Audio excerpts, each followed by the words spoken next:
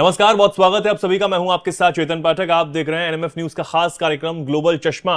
मेरे साथ इस चर्चा में आज निपुण जी मौजूद हैं, शिक्षाविद हैं, लेखक हैं, विदेश मामलों के जानकार हैं। और चर्चा आज हम करने वाले हैं अफगानिस्तान में तालिबान सरकार और भारत के रिश्तों को लेकर। दरअसल 2021 में जब से अफगानिस्तान में तालिबान राज आया, तब से कहीं ना कहीं भारत और तालिबान के अफगानिस्तान के जो रिश्ते हैं उसमें कहीं ना कहीं बर्फ जमी हुई थी।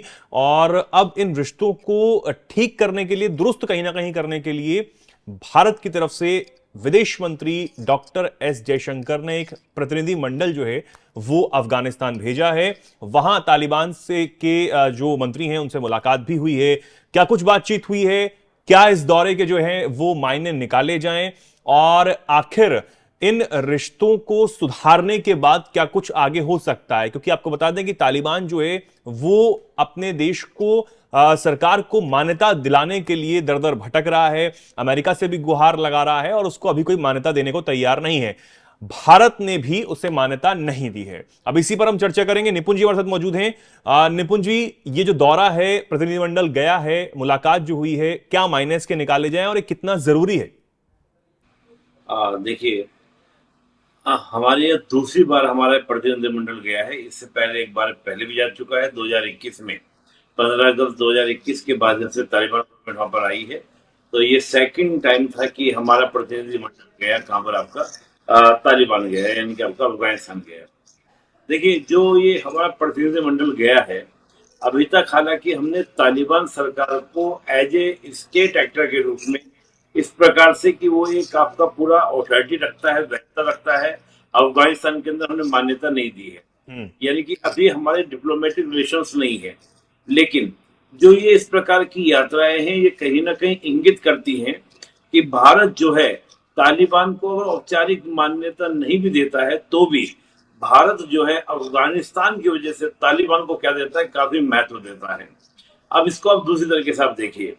देखिए, अगर हम तालिबान के साथ अच्छे रिलेशन नहीं बनाते हैं, तो मजबूरी क्या होगी कि तालिबान जो है चीन और पाकिस्तान को क्या करेगा, उनकी तरफ बढ़ जाएगा, और ये कहीं ना कहीं हमारे लिए क्या होगा, थ्रेट होगा। और भारत कभी भी नहीं चाहेगा कि तालिबान यानी कि जो अफगानिस्तान की जमीन का प्रयोग भारत के विरुद्ध में हो, भारत के विरोध में हो। और दूसरा अगर हम देखें तो इसको एक फॉरेन पॉलिसी की तरह भी देख सकते हैं। हमारे कौटिल्य कहा करते थे कि जो आपका पड़ोसी है, पड़ोसी का जो पड़ोसी होता है, वो आपका स्वाभाविक मित्र होता है, that is your natural ally. तो अफगानिस्तान के अंदर अगर हमारी एक स्ट्रेटेजिकल डेप्थ रहती है, अफगानिस्तान के अंदर अगर हमारी स्ट्रॉन्ग पोजीशन रहती है, तो ये कहीं ना कहीं पाकिस्तान के लिए एक वीकनेस या एक कमजोरी बनती है। और मैं तो हमेशा बोलता हूं कि अगर हम बात करें 1950s की, जब वहां पर अफगानिस्तान के अंदर जाहिर शाह का शासन था, इसके बाद हम बात करें आपका 1970 21 की हम बात करते हैं, 1921 की बात करते हैं, दाऊद खान का वहां पर शासन हुआ करता था। तो जाहिर खान हो या आपका दाऊद खान हो, इन दोनों ने भारत को ऑफर दिया था कि आप इधर से हमला कीजिए अपनी तरफ से पाकिस्तान के ऊपर, और इधर से हम हमला करते हैं, खैबर पख्तूनख्वा को और बलूचिस्तान के बहुत बड़े हिस्से को मिला लेते हैं। तो तभी से कहीं ना कहीं आप देखें कि पाकिस्तान का एक बहुत बड़ा जो बॉर्डर है, आप देखें पूरा बॉर्डर अफगानिस्तान के साथ जो है, जो डूडर लाइन जो बनाता है, उसको अफगानिस्तान आज भी मान्यता नहीं देता है।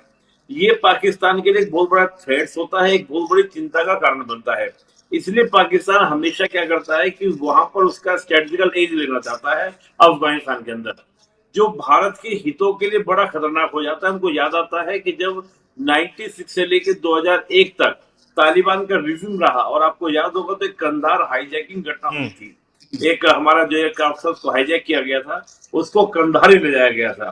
तो हम नहीं चाहते कि जैसे मोहम्मद, लश्कर तैयबा जैसे संगठन, जैसे संगठन जो है, उनके लिए क्या बने, ट्रेनिंग सेंटर बने अफगानिस्तान की जमीन, और तालिबान को उनका सपोर्ट मिले। और मैं कहूंगा कि भाई अगर हम संबंध नहीं बनाते हैं, तो मजबूरी में क्या होगा, तालिबान चीन और पाकिस्तान जुड़ जाएगा। तो मैं इसको एक डिप्लोमेटिक तरीके से भी देखता हूं, पहली बात तो ये। और दूसरा मैं ये कहूंगा कि देखिए, अफगानिस्तान का अपना एक लोकेशन का इंपॉर्टेंस है। और देखिए, हमारा एक सरकार का, हमारी सरकार का, नरसिंह राव जी का, अटल बिहारी वाजपेयी जी का, मनमोहन जी का, प्रेसिडेंट मोदी सरकार का खासकर एक नजरिया ये है कि देखिए, सरकारें आनी जानी है, लेकिन अफगानिस्तान स्थायी है। कभी अफगानिस्तान हमारा हिस्सा हुआ करता था। आप देखिए गंधार महाभारत के समय की हम बात करें, जो गंधारी थी, शकुनी जो थे, वो अफगानिस्तान के थे। एक समय था कि बुद्ध का धर्म प्रचार वहां तक था, अशोक का एम्पायर का पार्ट अफगानिस्तान था। तो सरकारें आती जाती रहती हैं, लेकिन अफगानिस्तान स्थायी है, अफगान के लोग स्थायी हैं, और अफगान का इंपोर्टेंस भारत के लिए बहुत महत्वपूर्ण है। अगर हम बात करें जिसको हम लोग बोलते हैं भारत की एक फिजिकल बाउंड्री, तो जो हमारी जो फिजिकल बाउंड्री है वो पामीर की गांठ है सेंट्रल एशिया में। और पामीर घाट से दो आपकी रेंज निकलते हैं, हिंदू कुश और हिमालय। हम्म। और हिंदू कुश के अगर हम ईस्ट की बात करते हैं तो वहीं पर आपका अफगानिस्तान है। और हिमालय की अगर हम बात करते हैं वेस्ट की और साउथ की बात करते हैं तो आपका पूरा जम्मू कश्मीर, ये सब आपका हिमाचल और उत्तराखंड आपका आ जाता है। ये भारत की क्या है कि नेचुरल बाउंड्री है। चाहे हम अशोक की बात करें, अकबर की बात करें, ब्रिटिश की बात करें, उन सब ने हमेशा प्रयास किया है कि अफगानिस्तान में हमारा एक स्ट्रेटेजिकल एज होना चाहिए। तो इसके हिस्टोरिकल एस्पेक्ट से भी देखें, डिप्लोमेटिक एस्पेक्ट से भी देखें, तो भारत का तालिबान के साथ बेहतर संबंध बनाना। और अंतिम बात, अभी भी मैं कहूंगा कि हमने मान्यता नहीं है जिस प्रकार के संबंध स्टैब्लिश किए हैं तालिबान के साथ, चीन, ईरान, पाकिस्तान, इसके अलावा आपका एक कंट्री में नाम मिस कर रहा हूं, इन चार देशों ने ही अभी तक तालिबान के साथ क्या है, रूस, रशिया, चाइना, पाकिस्तान और ईरान, इन चारों ने ही तालिबान के साथ देखा जाए तो एक तरीके से औपचारिक संबंधों की शुरुआत कर दी है, लेकिन अभी तक हमने नहीं की है। और हमारा जो ग्राउंड है वो ग्राउंड ये है कि on the base of humility हमने तकरीबन 7 बिलियन अमेरिकन डॉलर का इन्वेस्टमेंट किया हुआ अफगानिस्तान के अंदर। और जहां पर हम बात करते हैं मानवता के लेकर, वहां पर हम स्कूलों को लेकर काम कर रहे हैं, वहां के इंफ्रास्ट्रक्चर को लेकर हम काम कर रहे हैं, हॉस्पिटल को लेकर काम कर रहे हैं।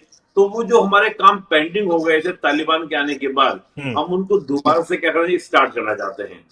तो जो एक यूनिटी ग्राउंड होता है, आप जानते हैं अफगानिस्तान जो है चेतन जी, वो आपका एक लैंडलॉक स्टेट है। लैंडलॉक यानी कि चारों ओर से उसकी कोई भी सीमा ऐसी जो समुद्र से टच नहीं करती है, और चारों ओर से अन्य देशों से घिरा हुआ है। इस वजह से अफगानिस्तान जो है ईरान और पाकिस्तान के ऊपर डिपेंड हो जाता है ट्रांजिट करने के लिए। और पाकिस्तान इसी वजह से अफगानिस्तान के ऊपर क्या करता है, दबाव भी बनाता है। भारत उसको क्या बनता है, एक ट्रांजिट रूट देता है थ्रू ईरान के चाबार पोर्ट, और चाबार पोर्ट हमारे पास में है। तो हम देखें तो अफगानिस्तान की डिपेंडेंसी हम पर है, और हमारा एक सुरक्षा को लेकर, सिक्योरिटी को लेकर अफगानिस्तान हमारे लिए बहुत महत्वपूर्ण हो जाता है। तो मैं इस पूरी विजिट को उसी मामले में इसको देखता हूँ। क्या आने वाले समय में भारत भी मान्यता देगा तालिबान को? क्योंकि अब जो रिश्ते सुधारने की बात की जा रही है, तो तालिबान को मान्यता देगा, ये भी तालिबान कहीं ना कहीं चाहेगा। देखिए तालिबान का पूरा दबाव हमारे ऊपर है। तालिबान चाहता है कि भारत अपने जो हमारे यहाँ पर एम्बेसी उनकी है, दूतावास जो उनका है, उसमें तालिबान को एम्बेसडर यानी कि जो राजदूत होते हैं, डिप्लोमेट होते हैं, उनको नियुक्त करने का अधिकार दे। लेकिन भारत ने अभी तक मान्यता नहीं दी है। देखिए भारत अगर मान्यता देता है, उस प्रकार से डिप्लोमेट को स्टैब्लिश करवा देता है, नियुक्त करवा देता है, तो ये सीधा मैसेज होगा कि एशिया का एक ताकतवर देश जिसका पूरे विश्व पर इम्पैक्ट है, वो जब मान्यता दे सकता है, तो इसके बाद क्या ना झड़ी लग जाएगी कि तालिबान को बहुत सारे देश क्या करेंगे, मान्यता दे देंगे। तो अफगानिस्तान की तालिबान गवर्नमेंट का पूरा प्रेशर है कि आप हमको मान्यता दीजिए, तो उसको पता है भारत की मान्यता देना साउथ एशिया ही नहीं, एशिया के देशों के द्वारा भी देना प्रारंभ हो जाएगा। तो इसलिए दबाव चाहता है। और आपने कहा कि भारत, देखिए भारत इसमें बहुत ही कहता है ना, फूक कर कदम रखना। हालांकि तालिबान गवर्नमेंट का आप देखें, जब से तालिबान गवर्नमेंट आई है उसने एक भी स्टेटमेंट अगेंस्ट ऑफ इंडिया नहीं दिया है। इवन कश्मीर के मुद्दे पे उसने कहा है कि ये भारत और पाकिस्तान का द्विपक्षीय मामला है, ये दोनों सरकारें बैठकर इसको सॉर्ट आउट करे। इस पर अफगानिस्तान ने कोई भी आज तक टीका टिप्पणी नहीं की है। इवन 2019 में जब हमने 370 को रिपील किया, तब भी आपका क्या था, तालिबान की कोई भी कमेंट नहीं आया था। उसने कहा था ये दोनों का द्विपक्षीय मामला है। इसमें दो बातें कही जा रही है चेतन जी, बड़ी बात हो जाएगी। मैं शॉर्ट में बता रहा हूं कि ये कहा जा रहा है कि पाकिस्तान ने ही तालिबान को समझाया है। आप कहेंगे सर पाकिस्तान क्या तालिबान को समझा सकता है? देखिए बिल्कुल, तालिबान को अगर कोई सपोर्ट करता है तो पाकिस्तान करता है। जैसे मैंने कहा कि पाकिस्तान को टेंशन रहता है, उसका पूरा का पूरा बॉर्डर जो है उसको हम्म। मान्यता नहीं दी गई है। हम्म। तो वो हमेशा चाहता है कि अफगानिस्तान में ऐसी सरकार बैठे जो पाकिस्तान की यानी कि प्रो पाकिस्तान हो, ना कि प्रो इंडिया हो। तो और इसके लिए क्या करता है कि जो तालिबान के बड़े बड़े लीडर्स हैं, उनकी जो फैमिली है वो अफगानिस्तान में न रहकर बल्कि पाकिस्तान में मोस्टली फैमिली रखती है। हम्म। आप टॉप लीडरशिप निकाल लीजिए तालिबान की, तो आप देखेंगे उनकी जो फैमिली का एड्रेस है वो आपको पाकिस्तान या दुबई जैसे आपका सऊदी वऊदी में देखने को मिलेगा। तो वो जो एक लिंक है, उस वजह से पाकिस्तान ने कहा तालिबान को कि भाई तुम थोड़ा भारत से बेटर संबंध करो, क्योंकि ऑलरेडी हमसे संबंध खराब है, हमको एफएटीएफ में डाला, हमको आइसोलेट कर दिया भारत ने। अगर तुम भी संबंध खराब करोगे तो ये एक दिक्कत का विषय हो जाएगा। एक तो इसमें एंगल ये है कि पाकिस्तान के समझाने पर ही तालिबान आगे बढ़ रहा है, यानी कि पाकिस्तान चीन उसको समझा रहे हैं। दूसरा रीजन क्या है कि देखिए तालिबान भी जानता है कि आज का जो भारत है उससे किसी भी प्रकार का टकराव लेना ना तो तालिबान के लिए बेटर है और ना ही अफगानिस्तान की जनता के लिए बेटर है। हम्म। तो मुझे लगता है कि तालिबान वो पहले वाला तालिबान नहीं है। और आप देखेंगे देखिए जब नई लीडरशिप आती है तो कुछ ना कुछ तो परिवर्तन होते ही है। लेकिन जैसे अभी अमेरिका में अमेरिका भी नई नई सरकार जो है वो बनी है, ट्रंप की सरकार बनी है। अब तालिबान के उनके समय, क्योंकि इससे पहले वाला जो कार्यकाल उनका रहा ट्रंप का, तब क्या कुछ चीजें थी, उसके बाद जो बाइडन साहब ने आके वहां अफगानिस्तान से अपनी सेनाएं जो है वो हटा ली और तालिबान को एक तरीके से खुला दे दिया कि आप देखिए अब सब कुछ चीजें, और तालिबान देख रहा है, अब वो मान्यता के लिए भटक रहा है। तो ट्रंप के आने से तालिबान के ऊपर क्या असर पड़ सकता है? देखिए आप जानते होंगे कि जो तालिबान में मतलब अफगानिस्तान से सेना को हटाना, नाटो फोर्सेस को हटाना, अमेरिकन फोर्सेस को हटाना, ये पूरी कोशिश थी डोनाल्ड ट्रंप की। डोनाल्ड ट्रंप उसमें कामयाब नहीं हो पाए तो जो बाइडेन आते ही हम्म। आनंद फानन उन्होंने क्या किया था, अफगानिस्तान को खाली कर दिया और तालिबान ने क्या कंट्रोल कर लिया। अगर डोनाल्ड ट्रंप दोबारा रिपीट हो गए होते 2020 में तो निश्चित है कि इस प्रकार से तालिबान कंट्रोल ना कर पाता, क्योंकि अमेरिका के जो राष्ट्रपति डोनाल्ड ट्रंप उनकी कोशिश ये थी, एक दोहा पीस डायलॉग हो रहे थे इनके बीच में। दोहा में बैठते थे, अमेरिका बैठता था, तालिबान बैठते थे, अफगानिस्तान गवर्नमेंट बैठती थी, तीनों बैठ के बात करते थे। लेकिन यहाँ पर अमेरिका बस यही चाहता था कि तालिबान कहे कि वो जो है कभी भी अफगानिस्तान की जमीन का प्रयोग अगेंस्ट ऑफ अमेरिका नहीं करेगा, और साथ ही जो गवर्नमेंट वहां पर है उससे मिलकर क्या करेगा, काम करेगा। यानी कि दोनों देश क्या करेंगे, मिलकर काम करेंगे, मिलकर आगे बढ़ेंगे। हम्म। ये एक प्रयास करने का प्रयास किया गया था किसके द्वारा, आपका अमेरिका के द्वारा, और आपका मतलब तालिबान को लेकर। लेकिन वो कामयाब नहीं हो पाया, बहुत सारे दौर की बातें हुई, कामयाब नहीं हो पाया।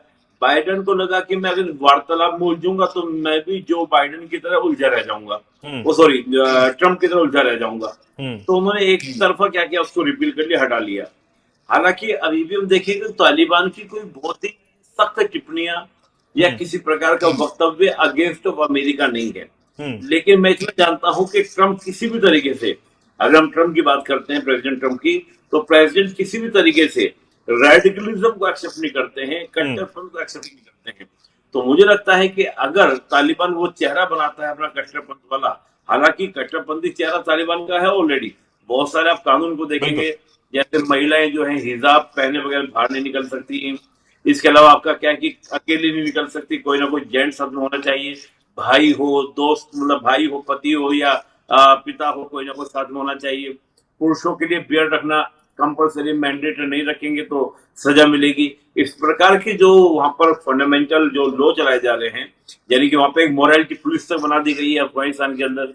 तो ये सब एक कहीं ना कहीं कट्टरपंथी, लेकिन अभी भी तालिबान का जो प्रभाव है वो अफगानिस्तान तक है, वो भी वर्ल्ड के लिए किस तरह का थ्रेट क्रिएट नहीं कर रहा है। तो मुझे लगता है कि अमेरिका भी शांत रहेगा। पाकिस्तान के लिए तो है चिंता का विषय। हाँ देखिए, पाकिस्तान के लिए चिंता का विषय तो मैं फिर बहुत इंटरेस्टिंग बात मुझे याद आ गई। जब 96 में तालिबान गवर्नमेंट पहली बार आई तो पाकिस्तान ने कहा कि आओ तालिबानियों बैठ के हम लोग क्या करते हैं, बॉर्डर डिसाइड कर लेते हैं, हम्म। इधर का बॉर्डर तुम्हारा, इधर का तुम्हारा। हम्म। तो तालिबानियों ने कहा कैसी बात करते हो पाकिस्तान आप, क्या आप जानते हैं इस्लाम के बीच में कोई स्टेट नहीं होता, कोई बाउंड्री हम्म। नहीं होती, हम्म। पूरी धरती जो है अल्लाह की, कोई बाउंड्री डिसाइड नहीं होगी। इस बार भी जब दोबारा से तालिबान गवर्नमेंट आई तो पाकिस्तानी पहुंचे खंबे उम्बे लेकर, तार वार लेकर, फेंसिंग करने के लिए कि हम बॉर्डर पे क्या फेंसिंग करेंगे। तालिबानी आए, सब सारे के सारे उनके खंबे तारवार सब उखाड़ के फेंक दिए। तो मैं पहले समझाया था 96 में कि दो इस्लामिक देशों के बीच में स्टेट जैसी अवधारणा नहीं होती। पूरी पृथ्वी जो है वो किसकी इस्लाम की है, उन्होंने उखाड़ के फेंक दिए। यानी कि पाकिस्तान के लिए तो सबसे बड़ा जो क्राइसिस है वो आइडेंटिटी का क्राइसिस है। आप सोचिए कि खैबर पख्तूनख्वा बलूचिस्तान का एक बहुत बड़ा हिस्सा जिस पर अफगानिस्तान दावा करता है, यानी कि आप मानकर चलिए कि करीब 25 से 30% जमीन पर तो दावा अफगानिस्तान का है। पीओके हमारा उसने कब्जा कर रखा है। हम जब उसको वापस ले लेंगे तो क्या रह जाएगा उसके पास में? बलूचिस्तान ऑलरेडी आजाद होना चाहता है और केवल पंजाब और सिंध के दम पर आपका पाकिस्तान बचेगा। बांग्लादेश ऑलरेडी पहले अलग हो चुका है। तो पाकिस्तान खुद ही एक आइडेंटिटी क्राइसिस से जूझ रहा है और वहां पर अगर रेडिकलिज्म बढ़ता है और ज्यादा बढ़ता है तो पहले हमले जो है आपके पाकिस्तान के अंदर ही होंगे। और जो टीटीपी अटैक कर रहा है खैबर पख्तूनख्वा में, वो कहीं ना कहीं आपका अफगानिस्तान तालिबान से प्रभावित होकर ही वहां पर क्या कर रहा है, खैबर पख्तूनख्वा में अटैक कर रहा है। और पाकिस्तान तालिबान और अफगानिस्तान तालिबान दोनों में आपसी लिंक भी हैं, दोनों साथ मिलकर काफी लंबे समय तक रशिया से लड़े हैं, बाद में आपका हम देखें तो आपका अमेरिका से लड़े। बिल्कुल। और अब जिस तरीके से भारत जो है वो रिश्ते ठीक करने की बात कहता हुआ नजर आ रहा है, आने वाले समय में देखने वाली बात होगी कि किस तरीके से भारत के जो रिश्ते हैं वो ठीक हो सकते हैं अफगानिस्तान के साथ, वहां की सरकार जो है तालिबान की उसके साथ, ये देखने वाली बात हो जाती है। और सबसे बड़ी बात अब ये भी हो जाती है कि भारत जो है वो किस तरीके से और आगे इस चीज को आगे बढ़ाएगा, क्योंकि तालिबान एक तरफ ये चाहता है कि उसको मान्यता मिले, उसकी सरकार को वहां पर मान्यता मिले। वो भारत से सबसे पहले ये चाहता है क्योंकि अगर भारत उसे मान्यता दे देता है आने वाले समय में, तो जिस तरीके से निपुण जी ने बताया कि साउथ एशिया में जो काफी कंट्रीज हैं वो भारत का पीछे पीछे तालिबान को कहीं ना कहीं मान्यता मिल जाएगी और तालिबान को एक तरीके से कॉन्फिडेंस आ जाएगा कि हाँ ठीक है, अब हम स्थापित हैं, अब हमें कोई हिला नहीं सकता है आने वाले समय में।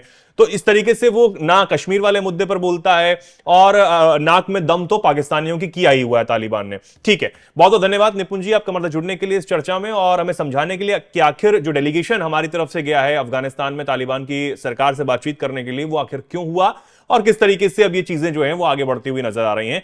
उम्मीद है हमारे दर्शकों को ये वीडियो पसंद आई होगी, जानकारी जो है वो पसंद आई होगी, समझ आया होगा कि आखिर अफगानिस्तान में तालिबान सरकार क्या चाहती है और भारत इधर से क्या चाहता है। जो भी कुछ आप इस पर कहना चाहते हैं इस जानकारी पर कमेंट सेक्शन में आप जरूर बता सकते हैं और ऐसी तमाम जानकारियों के लिए जुड़े रहिए एनएमएफ न्यूज के साथ। नमस्कार।